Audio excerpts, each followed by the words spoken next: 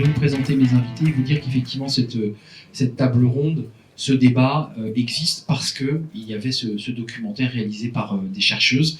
C'est intéressant d'avoir des chercheuses sur un plateau avec des syndicalistes pour échanger sur plein de sujets, le plafond de verre, l'égalité salariale, les rémunérations, la politique des quotas, la manière dont très concrètement les institutions, l'État, les pouvoirs publics s'engagent, et on va le voir peut-être trop lentement, ou en tout cas sans créer une efficacité totale sur ces sujets. On va en parler, évidemment. Les syndicalistes qui sont ici dans la salle sont au quotidien dans leurs entreprises confrontés à ces débats, notamment dans les signatures d'accords, des accords égalité femmes-hommes. Sans perdre un instant, en brossant un peu tous les thèmes qui vont être évoqués, je voudrais vous présenter mes invités. On va commencer par les deux chercheuses dont je vous parlais, Vanessa Di Paola. Je suis ravi de vous accueillir. Vous êtes économiste à Aix-Marseille Université, chercheuse au laboratoire d'économie et de sociologie du travail, co-autrice de ce documentaire « Les femmes et le top management quand les organisations résistent ».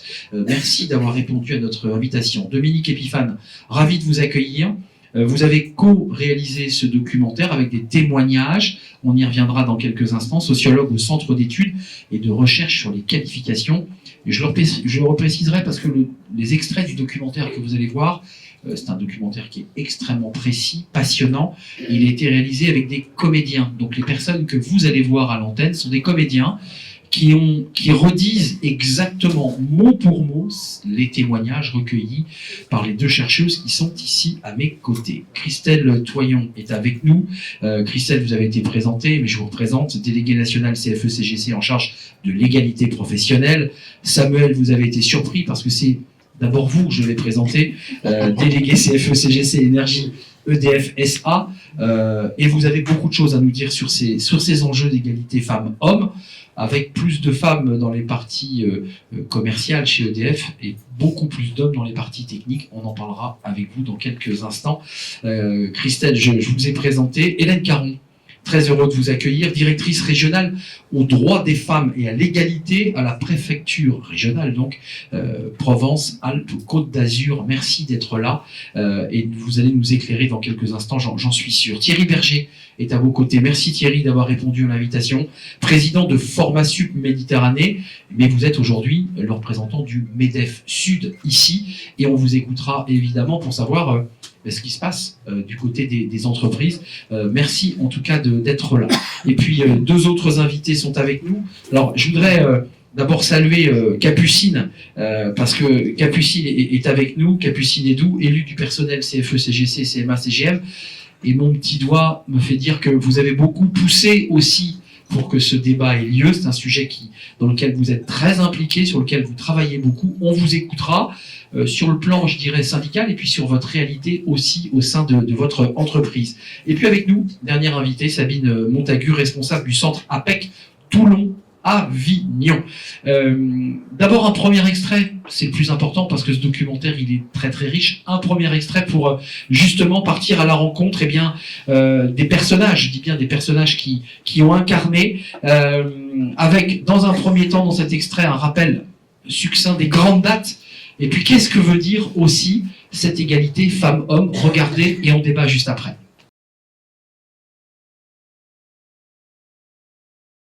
L'objectif d'égalité professionnelle entre femmes et hommes est affiché par l'Union européenne depuis sa création et n'a cessé d'être réaffirmé depuis. En France, les politiques publiques exigent des entreprises davantage d'égalité salariale et de parité dans l'accès aux différentes positions professionnelles. Pourtant, malgré cet arsenal législatif, les femmes restent sous-représentées dans bon nombre de postes à haute responsabilité. Alors qu'en 2020, elles constituent environ la moitié de la population active, elles ne représentent qu'un tiers des managers et seulement un cinquième des membres des comités exécutifs des entreprises du CAC 40. C'est ce qu'on appelle le plafond de verre. Pourquoi en est-on encore là ? Pour répondre à cette question, nous sommes allés rencontrer une cinquantaine de cadres. Ces cadres sont top managers dans de grandes entreprises particulièrement engagées en faveur de l'égalité professionnelle. Elles ont toutes obtenu différents labels, signé des chartes, des accords égalité. Pourtant, tout cela ne suffit pas pour parvenir à une égalité effective de traitement entre les femmes et les hommes. Il y a plusieurs explications à cela. Dans ces métiers, pour progresser professionnellement, les cadres continuent de devoir se plier à certains codes construits au masculin et qui s'avèrent donc discriminants pour les femmes. Une de ces normes est celle du surinvestissement professionnel et de la disponibilité permanente.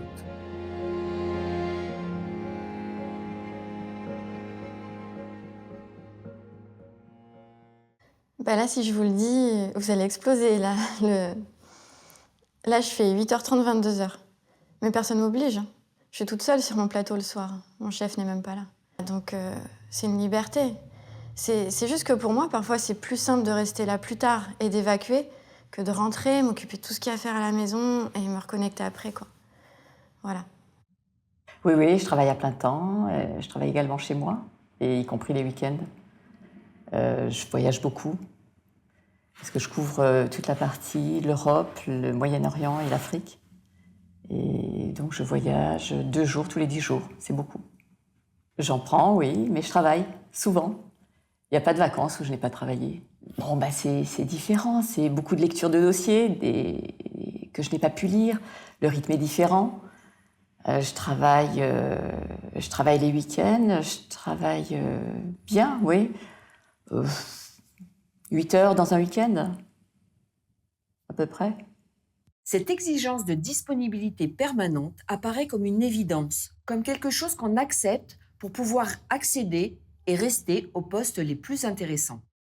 De même, dans ces métiers, évoluer professionnellement passe encore souvent par la nécessité d'effectuer régulièrement des missions à l'étranger, voire de s'expatrier.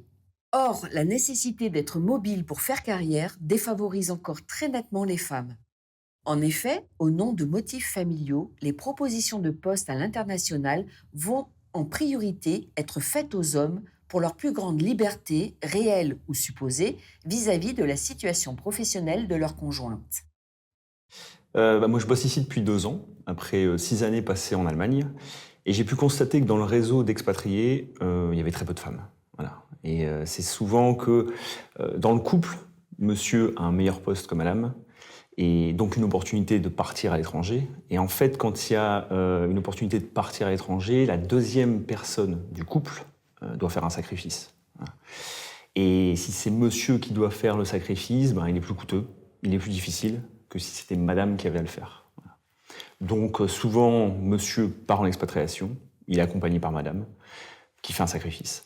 Voilà. Pour moi, c'est la vraie raison. Voilà pour ce premier extrait, des visages que vous allez retrouver tout au long des 4 autres extraits choisis. Vanessa, Dominique, vous avez travaillé ensemble. Qui veut prendre la parole? Vous avez un micro. Juste en quelques mots, peut-être nous donner l'esprit de ce film, de ce documentaire. C'est allumé, Dominique. Mettez le micro bien près. Qu'est-ce que vous avez voulu nous...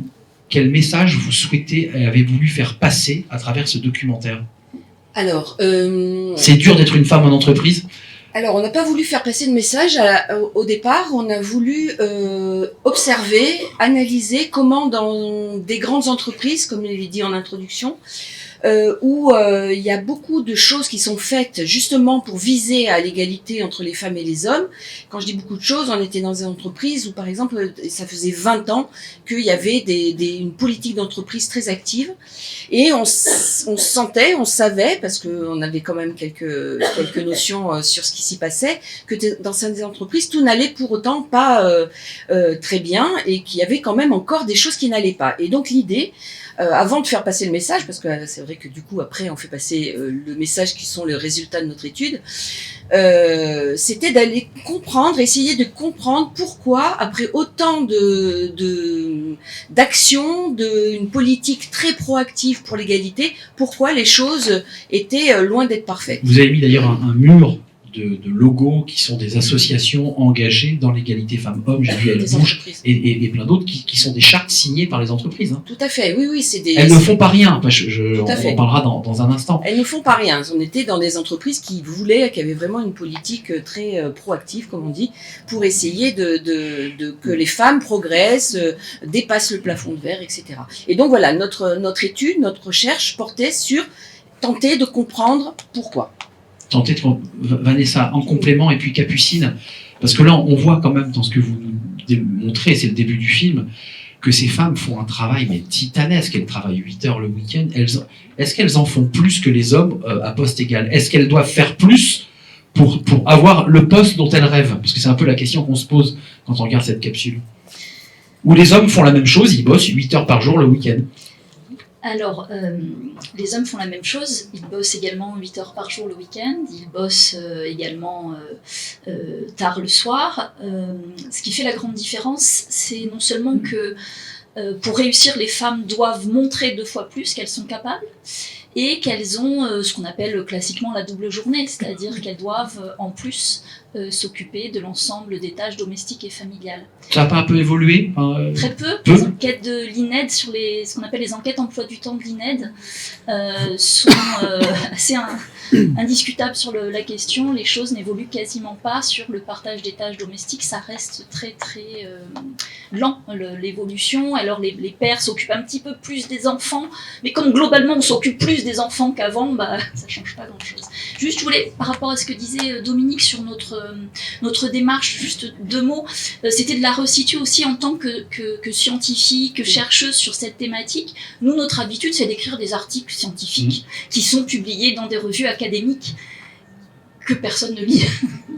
Là, il y a l'idée de le montrer, voilà, donc de le faire savoir. C'était de le montrer, j'exagère quand je dis que personne ne les lit, mais c'était d'avoir vous en face et de pouvoir transmettre de créer ça. ces éléments, de dépasser les idées reçues sur ce qui fait que ces inégalités sont encore présentes. Même parfois on a l'idée reçue que c'est bon, ça va aujourd'hui.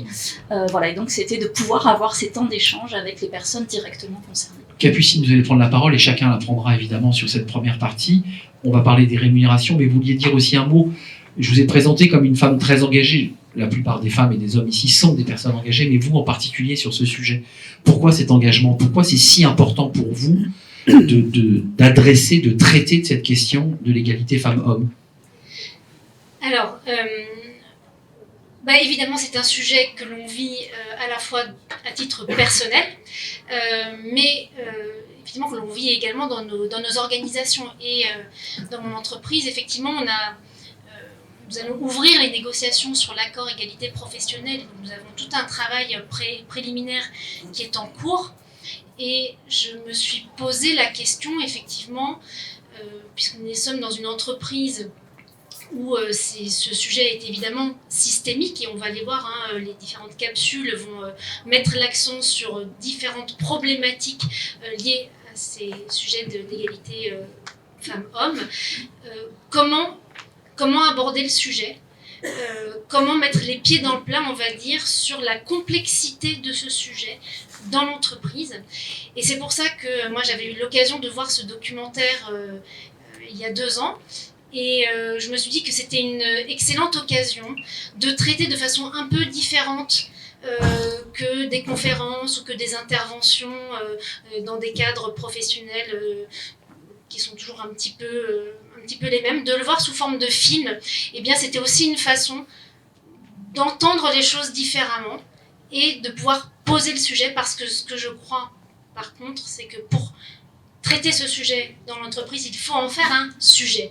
Et donc, il faut qu'on en parle. Et une fois de plus... Un sujet, pas un gadget, excusez-moi. Oui, ce sujet... en fait, il faut que ce soit une préoccupation. Et il faut qu'elle soit portée de manière globale.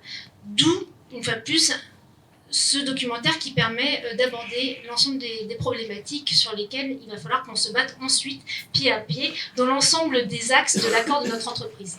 Hélène Carreau, je voulais vous entendre parce que vous représentez et vous travaillez sur ces sujets. D'ailleurs, c'est un choix de vie professionnelle. Vous êtes passé d'un métier à un autre parce que ce sujet vous tient à cœur, et vous êtes aujourd'hui la représentante de la préfecture de région sur ce sujet.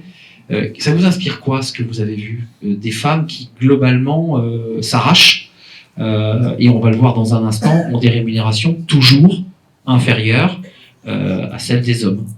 À poste égal, on est bien d'accord. Oui, c'est toute la question, vous l'avez vu, hein, il y a un engagement extrêmement fort de l'État sur la politique égalité qui a été déclarée pour la 2e fois grande cause du quinquennat. On l'a vu dans l'introduction que l'arsenal législatif et réglementaire évolue, pose un cadre, il est indispensable, mais la grande question, c'est l'égalité réelle entre les femmes et les hommes. Et on voit là cette question de ces femmes qui sont... Là, on est sur les femmes qui font du top management, mais on a la problématique un peu dans tous les métiers, c'est que les femmes, elles ont encore énormément de handicap quand on parle de ce plafond de verre. Et parfois, on dit, bon, les femmes, elles sont pas assez ambitieuses, elles sont pas assez battantes. Mais toute la question qu'il faut se poser, c'est qu'il s'agit pas de comportement individuel. Il s'agit vraiment de quelque chose qui est sociétal, systémique, on a entendu. Systémique. Et donc, il faut s'interroger au-delà du constat de ces inégalités pour voir comment on peut faire bouger les lignes. Et la politique égalité, c'est vraiment une politique qui mobilise l'ensemble des forces vives de la société. Donc, l'État a un rôle énorme à jouer, mais également l'ensemble des acteurs de la société et en particulier les entreprises. Avec une petite note de musique, ce qui ne gâte rien à ce débat. Thierry Berger, des entreprises, vous êtes évidemment en première ligne, représentant du MEDEF Sud. J'ai le mauvais rôle ce soir. Vous avez, je ne sais pas si vous avez le mauvais rôle, mais en tout cas, on va boire vos paroles. Concrètement, c'est vrai que beaucoup de choses se font, beaucoup d'entreprises de DRH signent avec des associations, communiquent sur ce sujet. Et on va le voir dans un instant, on voit qu'il reste encore beaucoup de chemin, en fait, dans la réalité, dans l'égalité réelle des femmes et des hommes. Et je vois Sabine Montaigu qui piaffe d'impatience de dire oui, c'est vrai. On vous écoute, Thierry. Non, il y a la volonté de faire. Ça, je pense pas que dans la tête des chefs d'entreprise, il n'y ait pas une volonté d'avancer ou de faire avancer les choses. Mais après, il y a la réalité du terrain. Tout à l'heure, vous disiez, je ne sais plus si c'était dans le reportage ou dans les débats, à un moment donné, non, c'est le monsieur qui disait ça, il faut que, quand il y a une promotion, etc., dans le couple, il faut qu'il y ait madame qui s'efface par rapport à monsieur. Pour les expatriés. Voilà, ça ne s'est pas passé avec la reine d'Angleterre, c'est monsieur qui s'est effacé pour qu'elle soit reine pendant des années et des années. Donc, je pense qu'en fait, c'est qu'à un moment donné, il y a des choix à faire, des choix de vie. Et pourquoi ce serait toujours madame qui s'efface, quoi. Voilà, c'est ça le problème en fait, hein. Et au-delà de l'entreprise, c'est un problème général tout court, un problème sociétal tout court. Après, je pense que au niveau des entreprises, moi je connais moins les grandes entreprises que les petites. En tout cas, dans les petites, il n'y a pas de volonté non plus, si vous voulez, vous parlez de rémunération, en termes de rémunération, de dire « Ah ben tiens, je vais embaucher un conducteur de travaux femme, je vais la payer un peu moins cher que mon conducteur de travaux homme. » Je ne pense pas qu'il y ait ça dans la tête des petits patrons, je veux dire, des boîtes moyennes. D'où le fait car notre tissu économique, je le rappelle, dans notre région, c'est 80% d'entreprises de moins d'un salarié. Dans ces entreprises-là, moi, j'entends pas ça. Dans mon métier, j'en côtoie beaucoup. Et quand on m'appelle pour faire des bulletins de salaire, on me dit pas mettez moins 20% pour madame et plus 20% pour monsieur, quoi. Vous êtes expert comptable, il faut le préciser. Je l'ai jamais entendu, quoi. Voilà. Après, dans les boîtes que je dirige, je suis un mauvais exemple parce que moi je suis un exemple d'égalité complète. Dans mon cabinet, les femmes gagnent plus que les hommes, donc je suis embêté.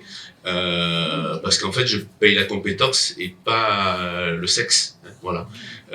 Et donc, du coup, je suis mal placé pour en parler.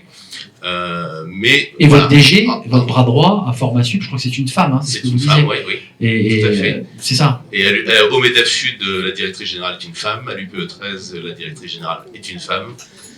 Ma directrice de Formasup est une femme et mon adjoint dans mon cabinet est une femme aussi. Bon, on n'a pas choisi le bon invité. Je vous taquine. Non, mais voilà. Après, comme je vous dis, il y a ce que je fais moi, la personne que je suis, et ce que vous la manière dont je vois, et le MEDEF Sud que je représente, où là, les problématiques, elles sont quand même encore bien présentes.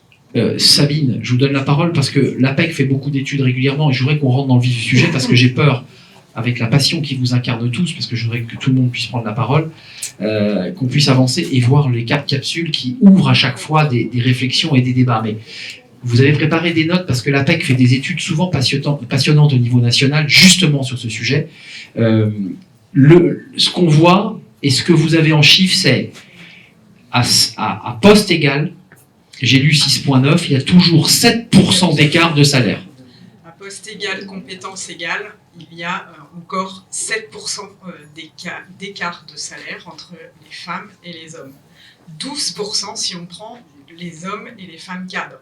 Donc voilà, il y a quand même une persistance. Et ça n'a pas bougé depuis 2015. Depuis 2015, date de la première étude vraiment qui a mesuré, donc à critère égal, parce que c'est ça, au niveau des études, il y a toujours ce sujet où on peut prôner une étude et puis une autre, et quand statistiquement c'est pas comparable, finalement on peut pas en tirer grand chose. Mais effectivement, depuis 2015, c'est une action et des méthodes similaires que l'APEC a sur ce sujet, et les réductions sont très faibles. Donc 7% encore d'écart entre les rémunérations d'un homme et d'une femme à même compétence sur la même typologie de poste.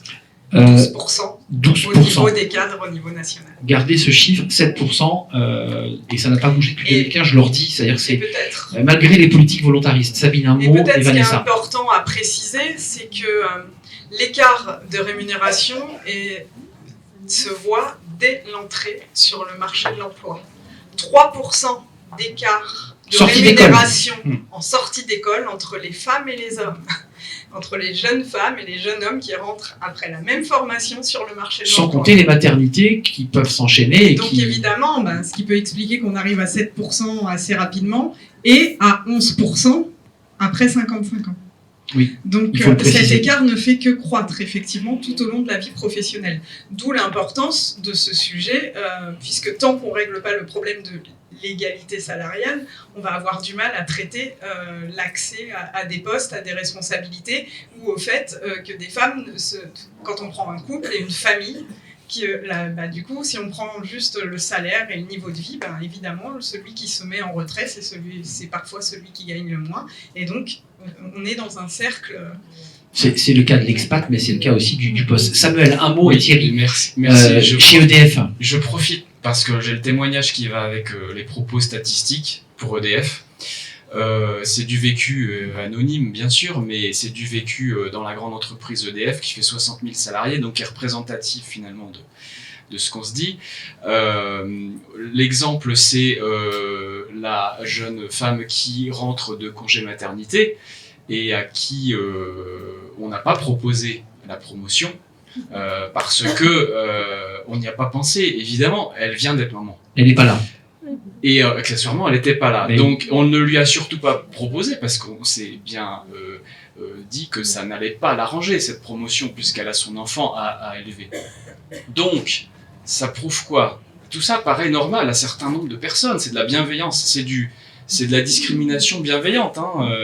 Ça paraît normal pour bon nombre de personnes, mais c'est ce qui fait factuellement que nos accords, et on en a des vrais bons accords dans l'entreprise EDF sur l'égalité homme-femme, ne fonctionnent pas complètement. Parce qu'en fait, on a un problème culturel de prise de conscience, un problème de prise de conscience parce que les mentalités n'ont pas complètement été aussi vite que les lois, tout simplement. Et donc, je considère, moi, que ce genre d'événement, comme on le fait ce soir, ça contribue à ce que les gens puissent prendre conscience de cette espèce de discrimination bienveillante qui ne fait que faire stagner nos statistiques. C'est l'expression que je garde, discrimination bienveillante, parce que pour le coup, j'ai souvent sexisme bienveillant, discrimination bienveillante. Voilà, je préférais prendre la parole tout de suite parce que c'est vraiment l'exemple type de ce qui se vit par rapport à ce que tu déplores sur la statistique. En fait. Christelle Toilon, je voudrais vous donner la parole, déléguée nationale justement en charge de ces sujets, pour savoir, vous avez une vue transversale comme déléguée nationale, tous secteurs confondus, que ce soit l'énergie, que ce soit les banques, que ce soit tous les secteurs, et puis je donnerai la parole à Vanessa pour enchaîner par l'extrait numéro 2, le deuxième extrait de ce documentaire qui est passionnant. Comment vous regardez ces femmes et comment vous adressez ce sujet au niveau des accords? Quels sont les grands axes que vous développez aujourd'hui à la CFE-CGC? Déjà, je voudrais juste revenir sur ce Revenez. Oui, parce que là, je peux pas, c'est pas possible. L'engagement comme cause nationale sur l'égalité, je suis désolée, ça passe pas. Ça peut pas. Donc là, c'est une réponse à Hélène que j'ai mis à côté de vous.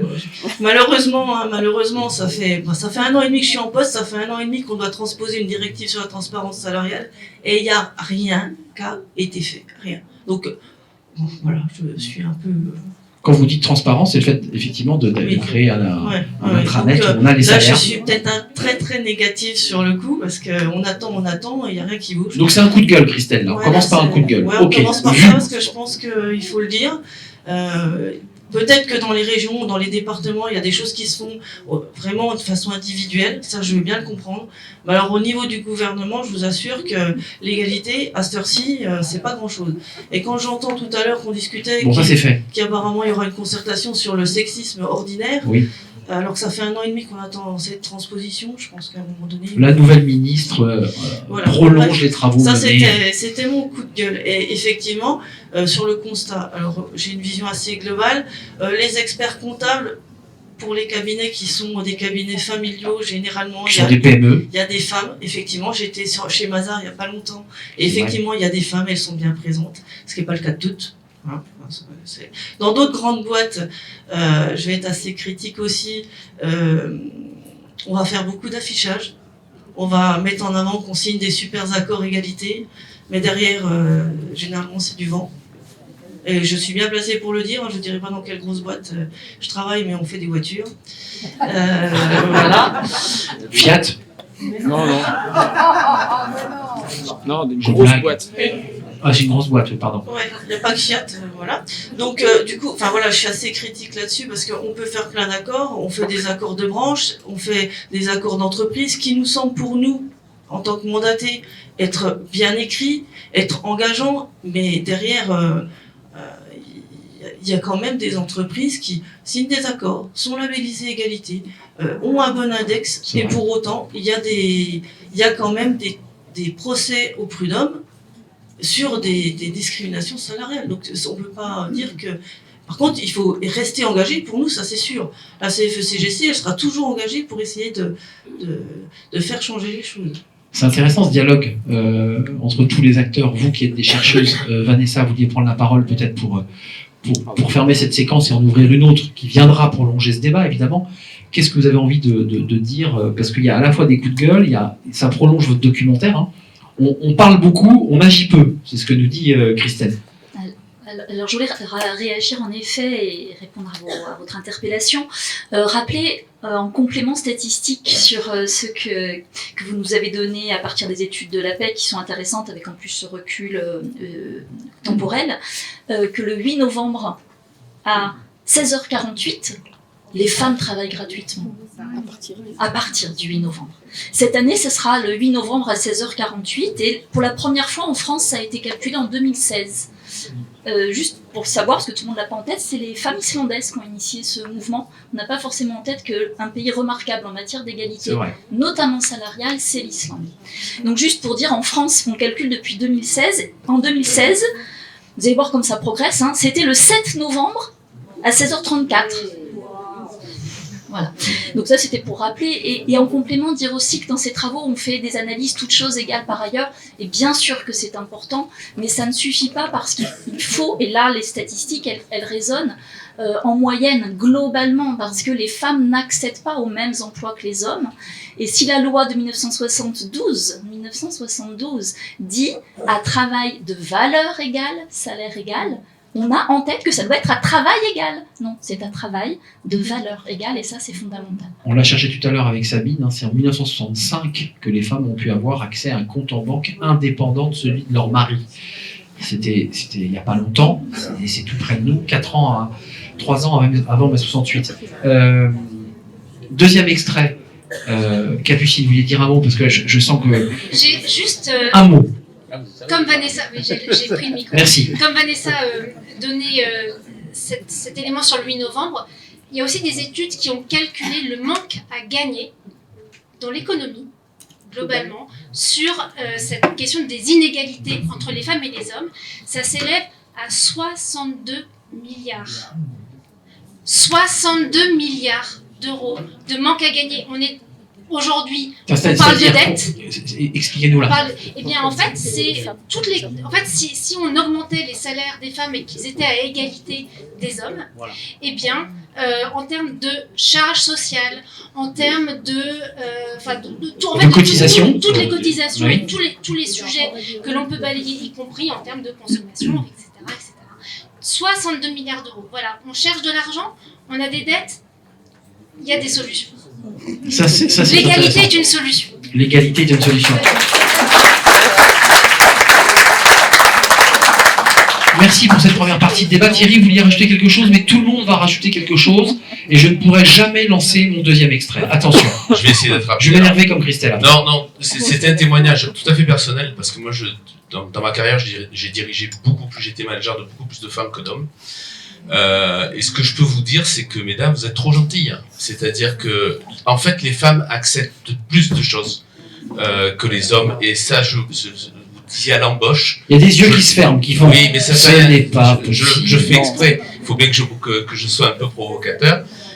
Mais je vous assure que dans la réalité, en tout cas moi dans les entreprises que j'ai côtoyées, j'ai souvent eu des femmes qui ont lâché beaucoup plus vite que les messieurs. Alors, juste pour finir là-dessus. Alors, ok. Mais bien sûr. Donc, mesdames, battez-vous. Il n'y a pas de comportement, il n'y a pas génétiquement de comportement attribué aux femmes, il n'y a pas génétiquement de comportement attribué aux hommes. Non, il a dit. Je voulais juste qu'on soit bien d'accord. Hein. Elles doivent se battre. Voilà. Mais qu'elles soient trop gentilles par nature, non. Non, mais Thierry, vous vouliez dire elles doivent se battre pendant les négos. Non mais juste, il y a des études là-dessus. De se battre dans les négos, c'est-à-dire que, on le disait tout à l'heure, le travail a une valeur, donc ça veut dire qu'à l'embauche, il faut réclamer, quand on sort des études, la même chose que ce que réclame... Dominique, un mot, c'est elle qui fermait les yeux en levant ensuite les yeux au ciel. Non, un mot. Simplement dire que peut-être que les processus de négociation doivent être repensés. Est-ce que c'est aux salariés qui se présentent de devoir négocier? Ou est-ce qu'on ne pourrait pas repenser à des modes de négociation différents? Non, ce que je veux dire, c'est que... Non, ce que je veux dire, si vous voulez, c'est que... à force de dire que les femmes ont des salaires moins forts que les hommes, les femmes finissent par dire... Ah ben oui, non, mais c'est presque normal. Et c'est ça qui me gêne un petit peu. Plafond de verre, c'est ça syndrome de l'imposteur. C'est ça qui me gêne. Vanessa, un dernier mot. Vraiment, je l'autorise parce que je vous aime beaucoup. Non, allez, allons-y. Non, allons voir la suite. Allons voir la suite. Vie pro, vie perso, c'est la suite. C'est des enjeux qui impactent les femmes dans leur progression de carrière. Et bien sûr, plus que le fait qu'elles n'aillent pas réclamer des salaires plus hauts. Exactement, mais c'est aussi l'intérêt d'un débat, c'est d'entendre aussi tous les points de vue et de les confronter aux réalités de chacun et de chacune, et de chacun.